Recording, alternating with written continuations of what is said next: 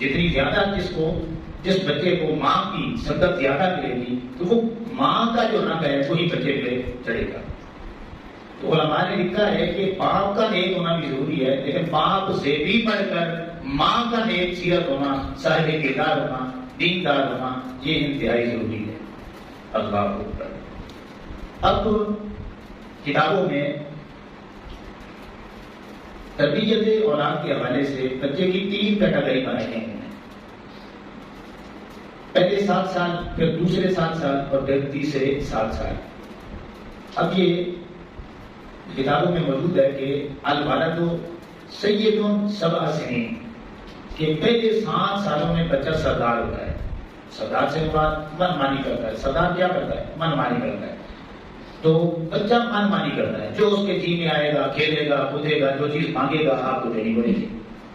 دوسرے 7 سالوں میں جو ہے وہ وعبد 7 سنین، بچہ جو ہے وہ غلام ہوتا ہے. آپ اس کو جس رستے پہ لگائیں گے، جس طرح غلام نوکر آپ کے آرڈر کا منتظر ہوتا ہے، اسی طرح وہ بچہ جب دوسرے 7 سالوں میں جاتا ہے تو وہ آپ کا غلام ہے. آپ جس طرح لگائیں گے وہ بچہ وہیں پہ لگ جائے گا. اب تیسرا جو دور ہے وہ وزیر 7 سنین، کہ تیسرے جو 7 سال ہیں 21 سال تک، وہاں پہ آپ نے اپنے بچے کو وزیر بنا لینا ہے، مشیر بنا لینا ہے، دوست بنا لینا ہے، یار بنا لینا ہے. کیا کرنا ہے؟ مشورہ لینا ہے، اعتماد کرنا ہے، کچھ نہ کچھ ذمہ داریاں اس کے کندھوں پہ ڈالنی شروع کر دینی. یہ 3 دور ہیں. اب جب بچہ پیدا ہوا تو اسلام کی بنیادی تعلیمات موجود ہیں. آپ نے کیا کرنا ہے؟ سب سے پہلے گھٹی دینی ہے، اور گھٹی ہم کیا کرتے ہیں؟ نیک بندے کی دینا ہے، اور اس کے اثرات ہوتے ہیں.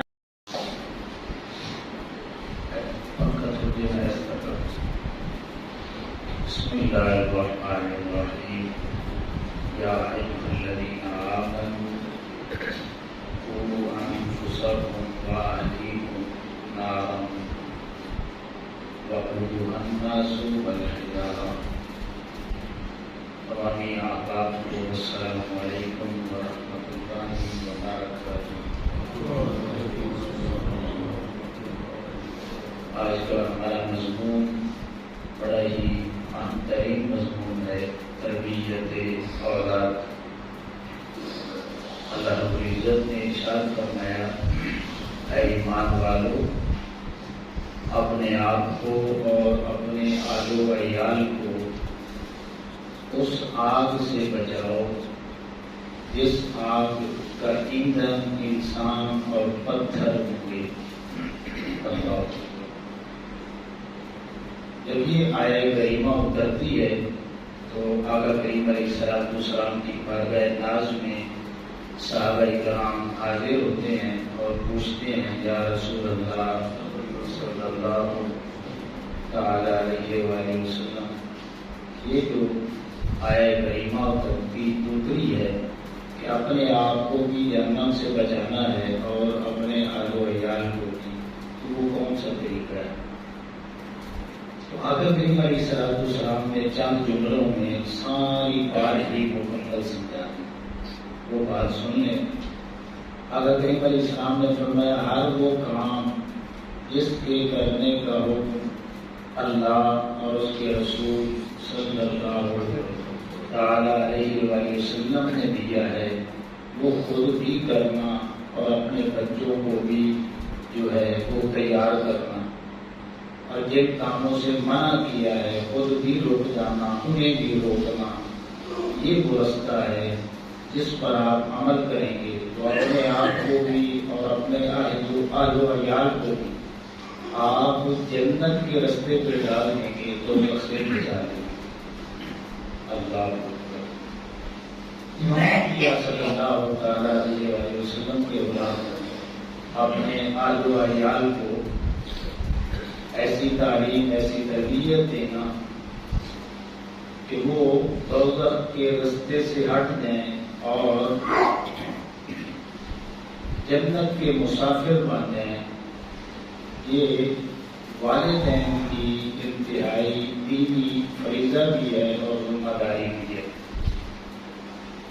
اب اس کے لیے قرآن مجید میں اللہ کے نبیوں کی جو تربیت ہے اپنی اولاد کے حوالے سے، وہ چند ایک مقامات صرف میں نے بتانے ہیں، ان کا آگے جو تشریح ہے، وضاحت ہے، وہ نہیں ہو سکے گی۔ صرف آپ نے وہ مقام نوٹ کرنے ہیں، آپ خود جا کے انہیں پڑھ سکتے ہیں۔ حضرت لقمان علیہ السلام کی اپنے بیٹے کو نصیحت ہے، یہ قرآن میں موجود ہے۔ حضرت ابراہیم علیہ السلام اور اسماعیل علیہ السلام کا مکالمہ وہ قرآن مجید میں موجود ہے۔ حضرت نوح علیہ السلام اور ان کے بیٹے کی ساری گفتگو وہ بھی قرآن کا حصہ ہے۔ اسی طرح حضرت یعقوب علیہ السلام 40 سال روتے رہتے ہیں یوسف علیہ السلام کی جدائی میں۔ اب علماء نے، عرفاء نے، محدثین نے، مفسرین نے وجوہات بیان کی ہیں کہ حضرت یعقوب علیہ السلام کس وجہ سے 40 سال روتے رہے۔ تو 40 وجوہات مفسرین نے بیان کی ہیں، ان میں ایک وجہ یہ بھی ہے، صرف ایک وجہ رونے کی، کہ حضرت یعقوب علیہ السلام اس لیے یوسف علیہ السلام سے جب پچھڑے، جدا ہوئے، دوری ہوئی، تو روتے رہے کہ میں نے بڑی اپنے بچے پہ محنت کی ہے، بڑی تربیت کی ہے، میں نے اس رستے پہ ڈالا ہے جس رستے کا جو اختتام ہے وہ اللہ کی ذات ہوتا ہے اور وہ جنت کا رستہ ہے۔ میں نے اپنے بیٹے کے اندر ان صفات کو پیدا کر دیا ہے جن صفات کا ہونا نبیوں میں ضروری ہے، اور پھر اللہ سے ان کو امید تھی کہ میرا یہ بیٹا ان صفات کی وجہ سے اللہ رب العزت انہیں نبوت کی عطا کرے گا۔ تو جب وہ دور ہوئے تو حضرت یعقوب علیہ السلام اس لیے روتے رہے کہ میں نے بڑی تربیت کی ہے، اب کہیں ایسا نہ ہو جائے کہ میرا بیٹا کسی بری صحبت کا شکار ہو کر برا نہ بن جائے۔ اللہ اکبر۔ تو امام الانبیاء صلی اللہ تعالی علیہ وسلم کے غلاموں سے پتہ چلتا ہے کہ اولاد کی تربیت کے لیے رونا، دعا کرنا، کوشش کرنا، نصیحتیں کرنا، وصیتیں کرنا، ان کو سمجھانا، یہ قرآن مجید کی بے شمار آیات اور آقا کریم علیہ السلام کی احادیث مبارکہ سے ثابت ہے۔ اللہ کے نبی دعا کرتے ہیں کہ رب ہب لی من الصالحین، اے مالک ہمیں نیک اولاد عطا فرما۔ کہیں پہ ذکر آتا ہے رب ہب لی من لدنک ذریۃ طیبہ، اے مالک اولاد بھی دے اور پاکیزہ نیک اولاد عطا فرما۔ کہیں پہ ابراہیم علیہ السلام کی دعا رب اجعلنی مقیم الصلاۃ ومن ذریتی، اے مالک میری اولاد کو بھی نماز کا پابند بنانا۔ تو یہ ساری دعائیں قرآن مجید میں مذکور ہیں۔ اللہ اکبر۔ اور پھر اس سے بھی بڑھ کر جو ہمارے معاشرے میں ایک ذہن بنا ہوا ہے کہ اولاد کی تربیت پیدائش کے بعد شروع ہوتی ہے، یہ صحیح بات نہیں ہے۔ جو صحیح بات ہے قرآن کے مطابق اور احادیث مبارکہ کے مطابق وہ یہ ہے کہ اولاد سے بھی پہلے جس بات پہ آقا کریم علیہ السلام نے زور دیا ہے کہ وہ نیک عورت کا انتخاب ہے، یہ بڑی قریب بات ہے، اس کو سمجھیں پھر آپ کو بات سمجھ آ جائے گی کہ اولاد کے حوالے سے ماں کا کیا کہتا ہے۔ ایک عرب شاعر گزرا ہے فرد تک، یہ اتنا بڑا شاعر گزرا ہے کہ اس کی آج بھی عربی میں شاعری، عربی اسلامیات عربی کے کورس میں داخل ہے، آج بھی ہمارے کورس میں شامل ہے۔ اس کی آخری ملاقات جو ہے نا حضرت امام حسین رضی اللہ تعالیٰ عنہ کے رستے میں ہوتی ہے۔ یہ وہ بندہ ہے اہل بیت اطہار کے ساتھ انتہائی محبت کرنے والا۔ اس کی شادی ہوئی، اولاد ہوئی، ایک دن اس نے نا اپنی ساری اولاد کو جمع کیا اور پھر کہنے لگے کہ میرے بیٹوں بیٹیوں اب آپ بڑے ہو چکے ہو، ایک احسان میرا تم پر وہ ہے جو تم مانگتے ہو، وہ یہ ہے کہ تم اس دنیا میں میری وجہ سے آئے، ٹھیک ہے، اور پھر میں نے آپ کی خدمت میں جو آپ کی ضروریات تھیں وہ میں نے مہیا کی، لیکن ایک میرا احسان آپ پر اس وقت بھی میں نے احسان کر دیا تھا جب تک، یعنی اس وقت تک آپ اس دنیا میں بھی نہیں آئے تھے۔ اب یہ بڑی عجیب بات ہے کہ ابھی آپ دنیا میں بھی نہیں آئے تھے تو ایک احسان میں نے آپ کے اس وقت بھی کر دیا۔ اب بچے بڑے تھے، انہوں نے پوچھا ابا جی یہ پیدائش کے بعد والے احسانات کو بات سمجھ آتی ہے، لیکن پیدا ہونے سے پہلے یہ کون سا احسان آپ نے ہم پہ کر دیا؟ تو فرزدق نے کہا کہ میں نے آقا کریم علیہ السلام کی حدیث مبارکہ پڑھی ہے کہ آقا علیہ السلام نے فرمایا کہ جب بھی رشتہ کرو نا اور کوئی کرتا ہے تو پھر چار چیزیں دیکھ کے کرتا ہے، یا مال و دولت دیکھ کے کرتا ہے، یا حسب نسب دیکھ کے کرتا ہے، یا پھر حسن دیکھ کے کرتا ہے، یا پھر دینداری دیکھ کے کرتا ہے۔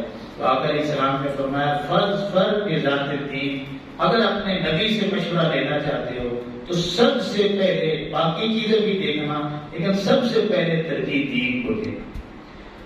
تو الحمدللہ میں عالم تھا، شاعر تھا، زبان و کلام پہ مکمل دسترس میں رکھتا تھا، تو میں نے خوبصورت عورت کو نہیں ڈھونڈا، میں نے مال و دولت رکھنے والی عورت کو نہیں تلاش کیا، اور میں نے بڑے خاندان کی عورت کو بھی نہیں دیکھا، بس اپنے نبی کی اس بات پر عمل کرنے کے لیے پھر میں تلاش کرتا رہا کہ مجھے ایسی عورت چاہیے جو عالمہ ہو، باعمل ہو، تقوی والی ہو، طہارت والی ہو۔ تو یہ ساری خوبیاں میں نے باقی جو تھیں ان کو جو ہے اجتناب کیا، اور صرف اپنے نبی کی اس حدیث پر عمل کرنے کے لیے میں نے ایک دیندار عورت کا انتخاب اس لیے کیا کہ اگر دیندار آئے گی تو پھر میرے بچوں کو جنت کے رستے پہ چلا دے گی۔ تو میں نے اپنی ساری خواہشات کو چھوڑا، تو یہ جو میری قربانی ہے نا یہ صرف اور صرف تمہاری خاطر ہے۔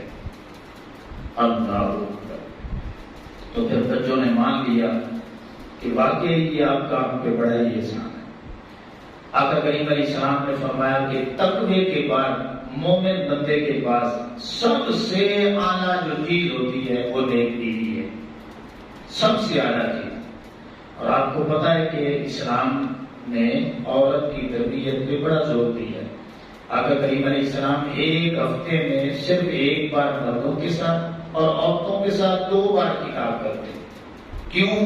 اس لیے کہ جس معاشرے کی عورت سمجھ جاتی ہے پھر وہ سارے کا سارا معاشرہ جنت نظیر بن جاتا ہے۔ اور یہ بھی واضح رہے کہ اولاد پر ماں باپ کے حقوق میں سے باپ سے بھی بڑھ کر ماں کے حقوق زیادہ ہیں، 3 گنا زیادہ ہیں۔ کیوں زیادہ ہیں؟ اس لیے کہ اس کی خدمت زیادہ ہے، جب خدمت زیادہ ہے تو پھر حق بھی زیادہ ہے، ٹھیک ہے؟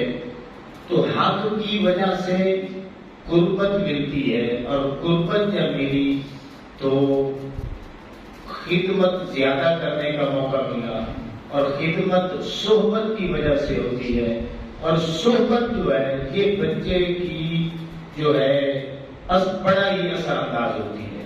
جتنی زیادہ جس بچے کو ماں کی صحبت زیادہ ملے گی تو وہ ماں کا جو رنگ ہے وہی بچے پہ چڑھے گا۔ تو علماء نے لکھا ہے کہ باپ کا نیک ہونا بھی ضروری ہے، لیکن باپ سے بھی بڑھ کر ماں کا نیک سیرت ہونا، صاحب کردار ہونا، دیندار ہونا یہ انتہائی ضروری ہے۔ اللہ اکبر۔ اب کتابوں میں تربیت اولاد کے حوالے سے بچے کی 3 کیٹیگری بنائی گئی ہیں۔ پہلے 7 سال، پھر دوسرے 7 سال، اور پھر تیسرے 7 سال۔ اب یہ کتابوں میں موجود ہے کہ الوالد سید 7 سنین، کہ پہلے 7 سالوں میں بچہ سردار ہوتا ہے. سردار سے مراد من مانی کرتا ہے. سردار کیا کرتا ہے؟ من مانی کرتا ہے. تو بچہ من مانی کرتا ہے، جو اس کے جی میں آئے گا کھیلے گا کودے گا، جو چیز مانگے گا آپ کو دینی پڑے گی. دوسرے 7 سالوں میں جو ہے وہ وعبد سبع سنین، بچہ جو ہے وہ غلام ہوتا ہے. آپ اس کو جس رستے پہ لگائیں گے، جس طرح غلام نوکر آپ کے آرڈر کا منتظر ہوتا ہے، اسی طرح وہ بچہ جب دوسرے 7 سالوں میں جاتا ہے تو وہ آپ کا غلام ہے. آپ جس طرح لگائیں گے وہ بچہ وہیں پہ لگ جائے گا. اب تیسرا جو دور ہے وہ وزیر سبع سنین، کہ تیسرے جو 7 سال ہیں 21 سال تک، وہاں پہ آپ نے اپنے بچے کو وزیر بنا لینا ہے، مشیر بنا لینا ہے، دوست بنا لینا ہے، یار بنا لینا ہے. کیا کرنا ہے؟ مشورہ لینا ہے، اعتماد کرنا ہے، کچھ نہ کچھ ذمہ داریاں اس کے کندھوں پہ ڈالنی شروع کر دیں. یہ 3 دور ہیں. اب جب بچہ پیدا ہوا تو اسلام کی بنیادی تعلیمات موجود ہیں. آپ نے کیا کرنا ہے؟ سب سے پہلے گھٹی دینی ہے، اور گھٹی ہم کیا کرتے ہیں؟ نیک بندے کی دینا ہے، اور اس کے اثرات ہوتے ہیں. آپ کے نبی علیہ السلام نے کئی بچوں کو گھٹی دی. امام حسن رضی اللہ تعالیٰ عنہ، امام حسین رضی اللہ تعالیٰ عنہ، کئی دیگر صحابہ کرام کے بچوں کو سب سے پہلے گھٹی دینی ہے، پھر آذان کہلوانی ہے، اور پھر 7ویں دن نام بھی رکھنا ہے، اور عقیقہ بھی سنت ہے، پان بھی مڑوانے ہیں. اور پھر بچہ جب بولنے کے قابل ہو تو آپ نے لفظ اللہ اس کے منہ سے نکلوانے کی کوشش کرنی ہے، کلمہ شریف یاد کروانا ہے، اور پھر ابتدائی تعلیمات کہ دائیں کیا ہے بائیں کیا ہے. اور جب بچہ 7 سال کا ہو جائے تو پھر اس کے بسترے جو ہے نا وہ بھی الگ کر دیں گے. ٹھیک ہے. اور ایک آپ کو یہ بات بھی سن لیں شرعی طور پہ کہ آقا کریم علیہ السلام نے فرمایا کہ جب آپ کی بچی 6 سال کی اور بچہ 7 سال کا ہو جائے تو پھر کسی کو چومنے نہ دیں. ماں باپ چومے لیکن کسی غیر کو چومنے کی اجازت نہیں ہے. یہاں سے آقا کریم علیہ السلام نے تربیت دی. اس میں ہم سب کی کمزوریاں موجود ہیں. آقا علیہ السلام نے منع کیا.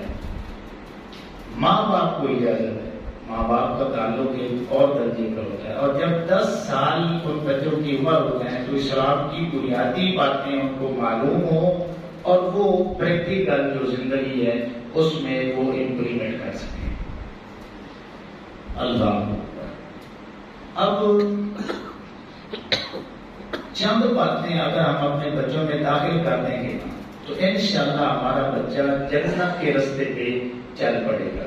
وہ یاد کرنے والی ہیں اور وہ حدیث مبارکہ میں بھی موجود. آقا کریم علیہ السلام نے فرمایا کہ میرے غلاموں، پہلی بات اپنے بچوں کو میری محبت کے جام بھر بھر کے پلا کے جانا. دوسری بات آقا کریم علیہ السلام نے فرمایا کہ میری آل کی محبت ان کی گھٹی میں ڈال کے جانا. تیسری بات آقا کریم علیہ السلام نے فرمایا کہ ذوق تلاوت یہ ان کے دل و دماغ میں اتار کے جانا. چوتھی بات آقا علیہ السلام نے فرمائی کہ ان کو نماز کا پابند بنا دیں. اب پانچویں بات کہ انہیں سچائی پہ کھڑا کرنا کہ بیٹا کچھ بھی ہو جائے آپ نے سچ کا ساتھ دینا. چھٹی بات یہ ہے کہ ان کے اندر خدمت کا، احسان کا، قربانی کا جذبہ آپ نے پیدا کرنا ہے. اپنے بچوں کو صابر اور شاکر بنانا ہے. اور پھر آخری بات سن لیں کہ آپ نے اپنے بچوں کو محنتی، ذمہ دار اور وقت کا پابند بنانا ہے. اگر آپ اس انداز میں بچے کی تربیت کر لیں گے تو پھر ذہن میں رکھیں، یہ سمجھ لیں آپ نے اپنے بچوں کو جنت کے رستے پہ چلا دیا. اور پھر اس کا آپ کو فائدہ کیا ہوگا؟ آقا کریم علیہ السلام نے فرمایا، مسلم میں یہ حدیث پاک موجود ہے، اذا مات الانسان انقطع عمله الا من ثلاثه صدقۃ جاریۃ او علم ينتفع به او ولد صالح يدعو له. اگر اس انداز میں آپ نے تربیت کر دی آپ اس دنیا سے چلے گئے. اب آپ کی اولاد آپ کے لیے ہاتھ اٹھا کے دعا نہ کرے، دعا بھی نہ مانگے، جو آپ نے جنت کے راستے پہ لگایا ہے نا، جتنے نیک اعمال آپ کی اولاد کرتی رہے گی، آٹومیٹکلی اس کا اجر آپ کو ملتا ہے. وہ اولاد آپ کے لیے صدقہ جاریہ بن جائے گی. بالفرض وہ نماز پڑھتی ہے، آپ نے لگایا تھا نا، تو پھر اس کا ثواب جو ہے آپ کو بھی ملے گا. وہ تلاوت قرآن کرے گی، آپ کو اس کا اجر ملے گا. وہ سچ بولیں گے، آپ کو اس کا اجر ملے گا. جتنے بھی نیک اعمال ہیں شریعت پہ چلیں گے تو وہ سارا جو ثواب ہے وہ آپ کے کھاتے میں جو ہے وہ چلتا رہے گا. تو اس لیے امام الانبیاء صلی اللہ علیہ وسلم کے غلاموں، ہم اپنی اولاد کی قرآن کے مطابق اور احادیث مبارکہ کے مطابق تربیت کریں، اور یہ ہمارا دینی فریضہ بھی ہے. ہم اپنا دینی فریضہ سمجھ کے اسے ادا کریں. اس کا پھر جو ثواب ہے، اجر ہے اور فائدہ ہے، وہ ہمیں دنیا میں بھی ہوگا اور آخرت میں بھی ہوگا. اللہ نے عمل کی توفیق عطا فرمائے.